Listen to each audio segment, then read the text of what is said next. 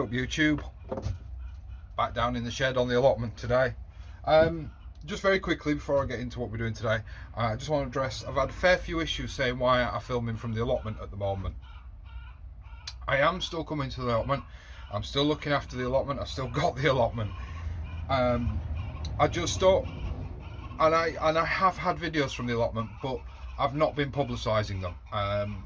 There's a lot of people who are currently out there who can't get out, who can't do things, and it doesn't feel right rubbing it in their faces.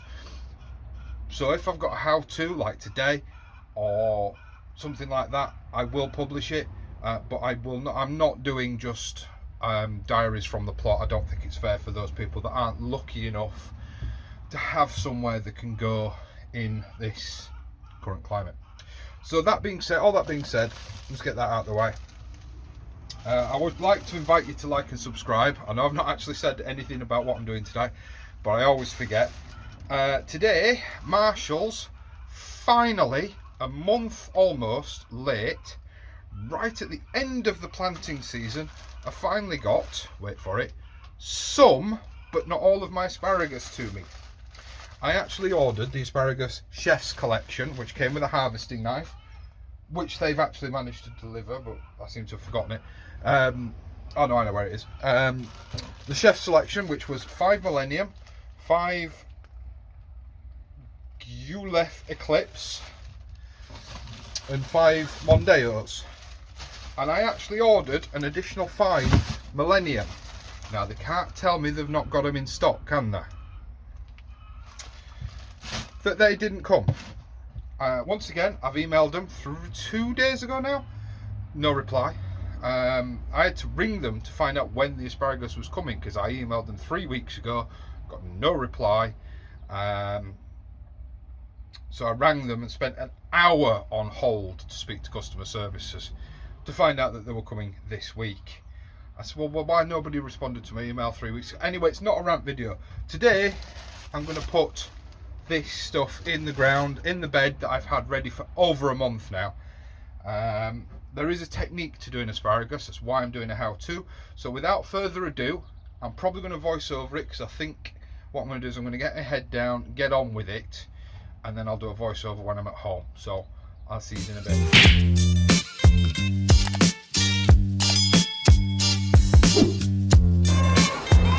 Good morning, YouTube. Okay guys, so what I'm doing, obviously, as I've already discussed, is we planting the asparagus that finally turned up. It was a real pain to get this delivered. I've got to say, I'm having some real issues with the supplier of this year. So I shan't be going back and using them next year. I've had it with them. Anyway, guys, so planting the asparagus. I've already mentioned in the video, the guide that I'm using for planting the asparagus is from Allotment Month by Month, published by DK, and it's written by Alan Buckingham. I will put a link. It is an affiliate link, so if you buy it through the affiliate link, it does support the channel, in the description below for this book. It is honestly the best book I have had for the allotment. I do use it in conjunction with another one that was sent to me by Angela, a subscriber. I don't have it to hand, though. I think I've actually been using that down on the plot today. I use it in conjunction with another book which covers more pests and things like that. But anyway, asparagus. I'm pretty much going to read. I'm going to ad-lib a little bit, but I'm pretty much going to read what it says in the book. And I'll say where I do and don't agree. So an asparagus bed is a long-term investment, since plants can last for as long as 20 years. Please remember that if you've got a crown, they're already 2 to 3 years old. They're already quite established. You still need to give them a year in the ground, but we'll come to that. Each spring, they produce delicious edible spurs, followed by a tall fern-like foliage that is cut down in the autumn. Asparagus can be grown from seed, but it is easy to buy ready to plant rootstock, or crowns as they are more commonly known. You plant crowns out in the ground March, April very narrow window. It needs a lot of time to establish. And then the following year, your harvests, depending on your variety, are around April, March time. You see me putting the crowns in there. They look like little aliens, little alien octopus. Anyway, you grow your asparagus. Where to grow your asparagus? A sheltered site. Now, the missus actually pointed out a very sort of accidentally made a very good point here. A sheltered site. Don't misinterpret that for a shady site. What it means by a sheltered site is one that is not, not full of wind. The ferns can grow and they're not going to get snapped off and things like that. But a sheltered site with light, well-drained, fertile soil. It needs a pH range of between 6.5 and 7.5. Sandy soil is ideal. On heavy clay soils, grow asparagus in ridged or raised beds, which is something that I mentioned at the end of this video, but you can see, or I don't know if you can really make out in this video, but as I'm going along, I'm digging my trench out. I sort of test fitted my trench, and then I sort of decided it wasn't actually deep enough. So what I did then was I've gone back in, I've raked out more, but what I didn't do ultimately, or perhaps I didn't do it tall enough, was I didn't put a ridge in the bottom of my trench. But according to the information in allotment month by month, that is not a problem because I'm putting it in a raised bed. It shouldn't cause me any issues. So please, don't be commenting on, oh, you didn't put a trench, you didn't put a ridge in the bottom of your trench.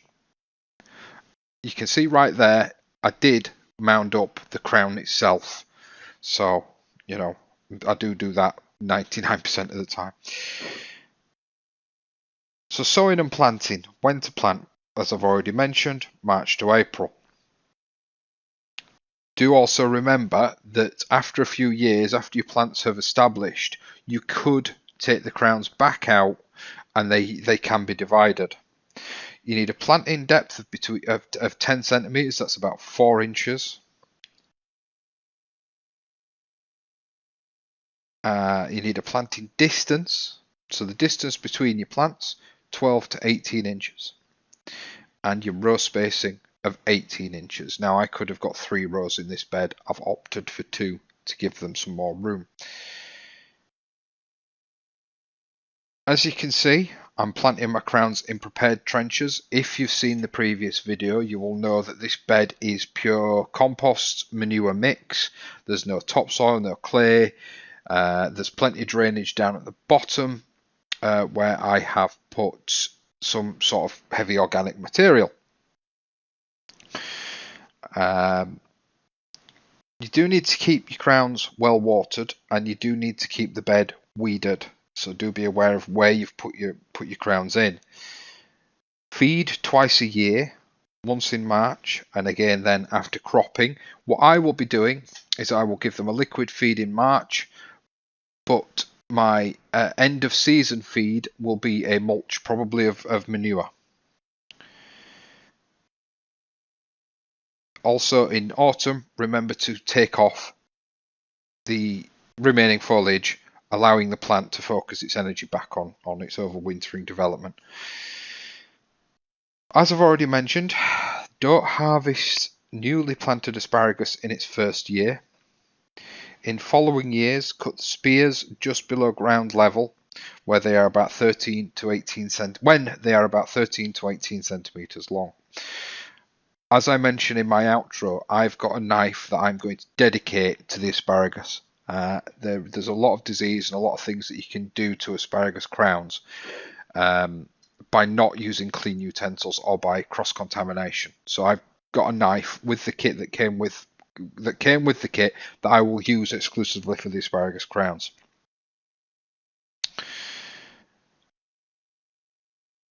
But that, when it comes to asparagus, is pretty much it. That's how you get your asparagus in, and as luck would have it, I've actually finished on the time lapse as well there. I did speed it up. If anybody wants to see a raw footage, I'm more than happy to put that up. I may start a second. I might do a second channel for raw footage. We'll see. But let me know if that's something you'd want to see. I can certainly put that up. That's not a problem. Pests for asparagus are your standard slugs and snails, and they also suffer with something that is dedicated just to them, which is asparagus beetle. I will cover that in a separate video. They have a couple of diseases, foot and root rots and violet root rot. Once again, I'm going to cover that in a separate video. But that's it, guys. That's the asparagus in, planted, job done. So happy days, eh? As I have once also, I think I mentioned in the outro, but I will mention it again. I won't be harvesting any asparagus from this next year. I will actually give it 2 years to establish. I might have a sneaky spear or two, but we'll see. We'll see how things go.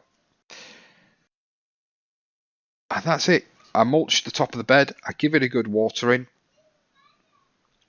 And what I actually then go on to do, and I do mention it once again later, but I do then go and put a row of onions just down the middle, because there's not going to be a lot of action on this bed this year. So I just thought, I've got loads of onions left, so I've stuck them in down the middle.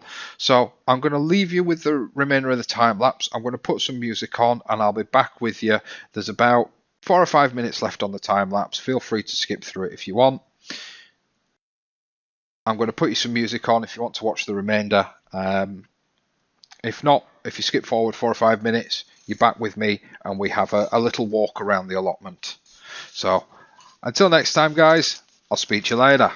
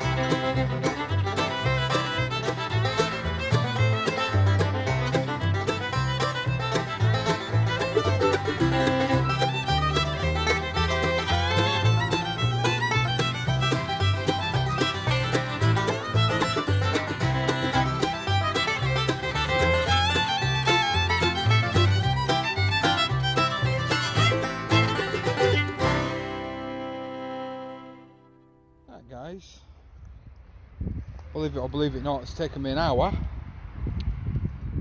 All I've done there, I don't know, your experienced gardeners will be able to tell, but I've just put a strip of onions down the middle because you've got nearly 2 foot between rows.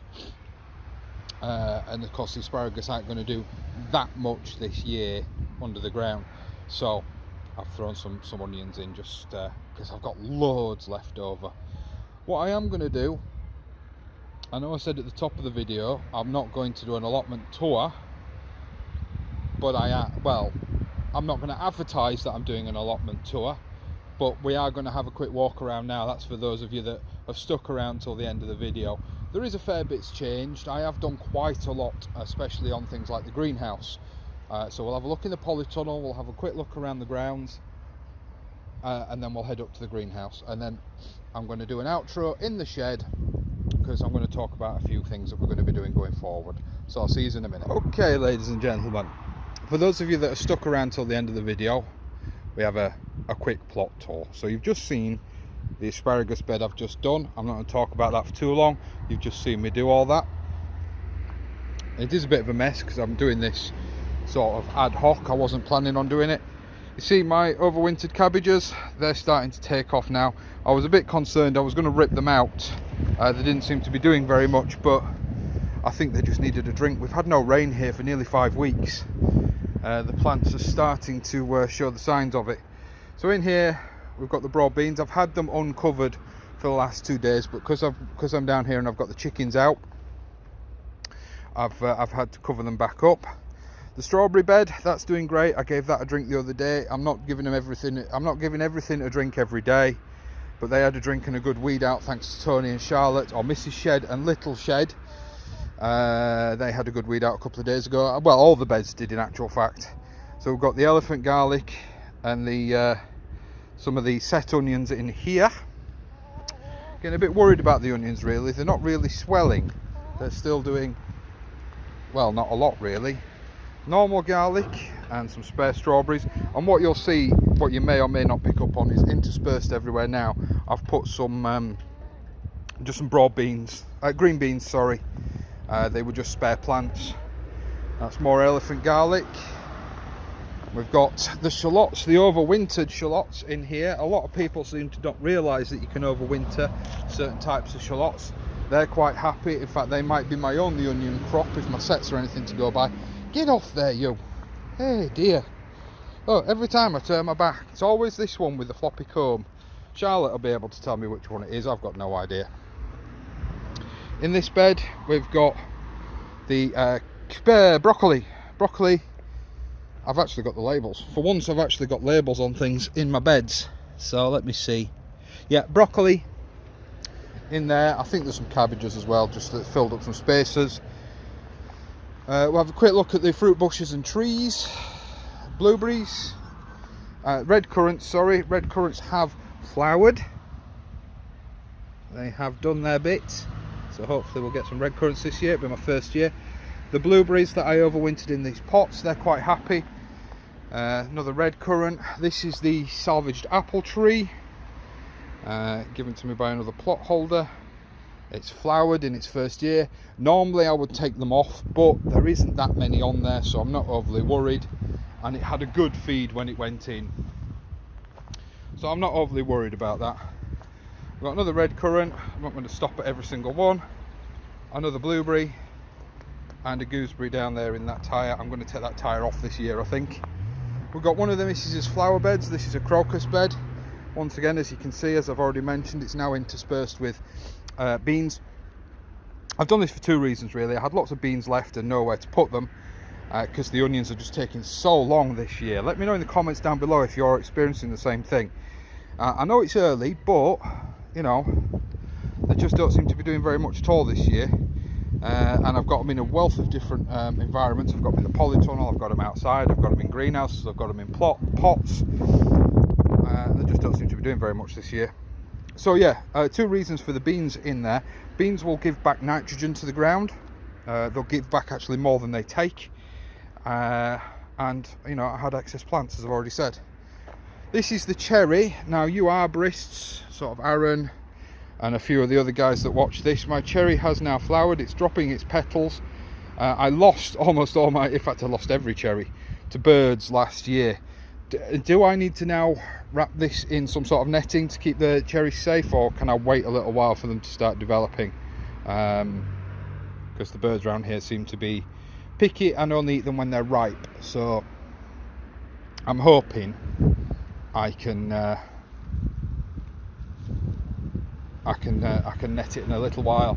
Also, for those of you, also for the arborists, I want to take some of the height off. This is now getting up to 7 foot tall. If in winter I chop sort of the top, what, 12 inches off there, is it going to sort of cause it to bush here, which is what I want? Let me know in the comments below this video, please. The peach tree, I'm getting bored of this now. It's never producing anything. I never get round to making the cover for it. So if anybody who knows me wants a peach tree, that's coming out this winter and getting replaced. I don't know what with yet, but it's coming out. The outdoor peas that were sown far too early have all sprouted. They're all up and they're all establishing themselves, so happy days there. The pear tree looks like it's going to be quite heavy with pears this year. Look, we've got, you know, quite a lot of fruit there, but it is in its second year, so I don't need to worry too much about taking them off. The pear tree, the plum tree, this needs restaking ASAP, but it's its first year. I don't really want to disturb it too much. I'm going to take off these lower branches this winter. That plum I think I do in spring, don't I? So it's going to have to wait until next year now. The apple, long trunk, then all of a sudden a load of, I would really like this growth to be down here, but you know, we don't always get what we want. The potato buckets, not a great deal going on there. The overwintered potato buckets, that's these three, Charlotte, they're doing quite well. My crocus bed needs weeding. That's another flower bed, once again with a few beans thrown in. The asparagus bed, right, let's head up to the polytunnel and greenhouse. The ground here, by the way, you probably can't see anything, but we've got 3 15-foot trenches for potatoes, and then there's a trench of new potatoes there. They are mounded up. They don't need to be mounded up. I just put the dirt on top and haven't raked it off yet, so I don't know if I'm going to get round to doing that. Let me know. I don't think it'll have a detrimental effect if I don't do it, but if you let me know in the comments below, and I'll decide whether or not I need to do it. Quick visit into the polytunnel. It is red hot in here, so I'm not going to spend too long in here. Lettuce, spring onions, all very happy, as I would expect them to be. These are the onions in the polytunnel. I mean, they are bigger, but they're still not bulbing up. I did put my tomatoes out a little bit too young and a little bit too early, so I've lost a few of them. But I do have a second sowing, so I'm not overly concerned. We've got the grape. Actually, I'll show you the grape. For those of you that had a grape cutting that I propagated, and they're like, oh, I've managed to get it through winter.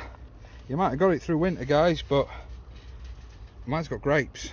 I know I need to go through and take a lot of these bunches of grapes off, because there's a lot on there. If you leave too many on, you'll just end up with lots of tiny little berries, and you'll not get anything. A couple of volunteer potatoes growing through the weed membrane, through the wood chips and around the flags. Determined little things, aren't there? So yeah, we've got onions bordering every bed in here. Oh, that door's shut behind me in this polytunnel, and it's just, the temperature's just gone woof. It's just skyrocketed. Physalis, plants, and then into some overspill on my chilies. Yeah, I took a bit of a gamble and put the chilies out, and I tell you what spurred me on to take the gamble was I was actually looking at a time hop on Facebook, and this time last year I actually had fruit on my jalapenos, so I was like, yeah, I'm a little bit behind this year, but I'm not overly worried, they'll catch up. But speaking of being a little bit early, a little bit premature with some things, the greenhouse, you'll notice, I don't know, for those of you that have been viewers for a while, you'll know it was full of plastic, it had loads of plastic on it and things like that. I have reglazed the entire thing, reglazed, repinned, clamped, whatever you want to call it. The entire thing took me 3 days to do this. I've fitted an auto opening window, and I've moved the louvre window that came with this greenhouse from over here to up there. The reason it took me 3 days to recut and reglaze everything was, in actual fact, I had to replace the I-beam on the top because the I-beam wouldn't take a window. So luckily I was able to get one that pretty much fitted. But as you'll see, this year in my greenhouse on the allotment is my chilies. And there's a couple of spaces down here. This is where I'm going to put 2 diamond white sweet peppers. So all's looking good here.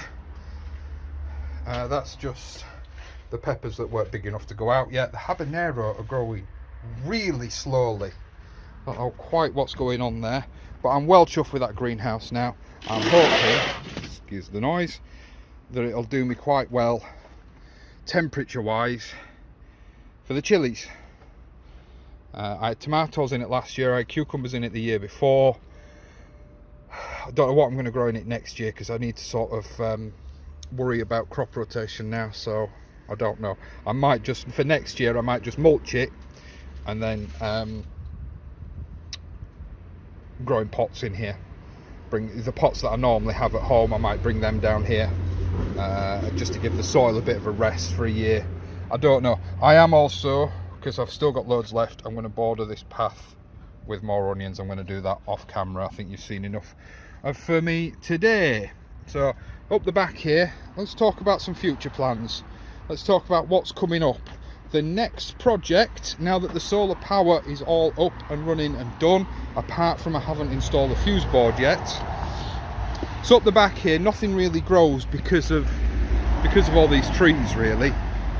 You just get sticky buds and weeds. I've got some comfrey and some rhubarb and another comfrey down there, but they'll come out and I'll find them a more suitable home this winter. Unfortunately, it means that this rhubarb's going to have been moved every 2 years, and it's not going to be too happy about it, but hopefully we'll find it a nice new permanent home. I've been talking to a fella, is it Ash White? Check out his YouTube channel, by the way. I'll try and put a link in the description below. He's new to YouTube, but his channel's really good. He's trying rhubarb in pots. He's got some big pots. He's going to try them in pots. I might try it in that, I don't know yet, or in a blue barrel, because hopefully these 2 barrels are not going to be needed for very much longer, because the idea is for this IBC needs repainting or wrapping in plastic to stop algae build-up. The IBC is going behind the shed there, and then I'm bringing a pipe around the shed to a tap either on the inside or the outside. I think it's going to be on the outside, just on the front by the watering cans here somewhere. And then when it turns up, I'm fitting a pump inside. It was meant to be delivered yesterday. I got a message to say it has been delivered, but it hasn't. So somewhere on this wall probably, I think, because I know I've got a structural beam in this bit here. So somewhere I think on that wall I'm going to fit a pump with a tap. Maybe it might end up being 2 pumps, so I might need to think about where I'm going to put it, because I might need space to fit 2 pumps. And that's going to be fed from the IBC, and they're going to irrigate the polytunnel, the greenhouse, and then in a bit of time that bed down there as well. I'm going to put some mini sprinklers in for the asparagus. So that's a future project, guys. That's going to be fed from the solar power. I know you've not seen this for a while. So I've got my controllers up here, my batteries and an inverter down there. What I'm also going to be doing, I've got an old computer fan. I'm just going to fit it into this door just to add a bit of extra airflow. But aside from that, guys, I'm going to go get my tripod and I'm going to do a quick outro, so I'll see you in a minute. Okay guys, so that is me done down here for today, or at least done recording. There's a couple of other bits and pieces I'm going to do, but it's not, you know, it's not going to make good watching. I don't, you know. So that's 15 asparagus crowns in. A lot of people, I probably said this in the voiceover as well, a lot of people are going to say, oh, you should have ridged your trenches, because traditionally what you'll do is you'll dig a 4-inch deep trench, and then you'll put a little mound in the middle of the bottom of the trench, and that's where you'll sit your asparagus traditionally. Now the reason I haven't done that is I've got I think I've measured them as actually 7-inch, which is weird. I'm going to say the 6-inch. I've got a 6-inch raised bed there with very good drainage. It's not bottomed out or anything. There's loads of quite bulky organic material at the very bottom of you know, Brussels sprout stalks, things like that. So the drainage is really, really good. So I wasn't worried about it too much. I did mound it up a little bit. I don't know if that will come across in the video, but like I say, I'm not overly worried. The guide that I followed for planting these is probably what I've read in the video, in the voiceover. I've used allotment month by month's guide for planting the asparagus, and I've followed their steps for planting it in a raised bed, and they do say in a raised bed or on mounds if you're in a heavy clay soil. Neither of which are in that raised bed now. It's beautiful soil. The alpaca manure is broken down. I gave it a top dressing very lightly of some horse manure, but aside from that, now I'm just going to leave them to do their thing. At the end of the season, if they've produced any ferns, I'll take the ferns off at the very end of the season once they've yellowed, but I shall not harvest that. That is year one for that asparagus done. Next year I may, and you can do this if you want to, I may take 25%. Ideally you give it another year to fully take hold, fully establish, but yeah, you know, we'll see anyway, guys. Just very quickly show you the knife that came with the set that I bought from the Marshalls. It's this. Let me know if you've got one of these, guys. Let me know if it's any good. I've got no idea how to use it. I am going to try and keep it specifically for asparagus. I'm going to put a loop on it and hang it up somewhere. I'm not going to show it on camera because YouTube doesn't like it, but it is for harvesting. And I am going to keep it for asparagus, because I know asparagus is prone to a lot of problems. So, you know, if you can keep something dedicated to that, then that is the preference. Like I was going to plant other things in that bed at the bottom end, but I've decided just to completely fill it with asparagus. I'll get some more crowns next year. I don't think these 5 additionals are going to show up from Marshalls. We'll see. If they do, the space. If they don't, I'll get a small pack of 2 or 3 next year, and I'll pop them in. But aside from that, guys, that is it from me today. Please do remember, wow, where did you lot come from? Please do remember to like, share and subscribe. It helps me out massively. There is a merch store if you want to help support the channel. Link is in the description below. If there's anything in particular you'd like me to make merch wise, let me know, and if I can do it, I will. Obviously Conversation Shed themed merch, but if you want a mug to say something specific on the side of it, let me know. I'll do it. The cost might be a little bit higher, but we might be talking just £1 or 2 more. If a group of people want a load of Conversation Shed stuff, let me know. If you know you're wanting a load of mugs to kit out your allotment shop or something like that, let me know and I'll see if I can sort you out a discount depending on volume. But aside from that, guys, I'll see you later.